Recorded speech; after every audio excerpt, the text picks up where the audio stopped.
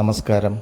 ഞാനിപ്പോൾ നിൽക്കുന്നത് അഷ്ടമിച്ചിറ കുണ്ടായി റോട്ടിലുള്ള വിനോദേട്ടൻ്റെ ബോളിയും പായസവും ഈ കടയ്ക്ക് മുമ്പിലാണ്. അമ്മച്ചിയുടെ വാക്കുകളിലേക്ക്.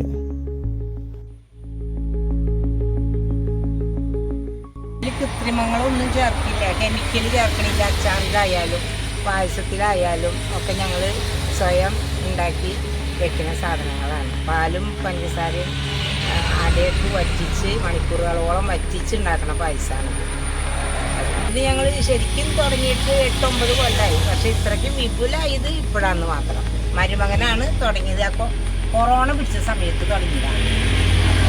ഇപ്പം 3, 4, 5, 6 പഴംപ്രഥമൻ, ചക്കപ്രഥമൻ ആവശ്യമുള്ളതൊക്കെ ഉണ്ടാക്കി കൊടുക്കും എല്ലാവർക്കും. ഏത് പായസം വേണ്ടത്.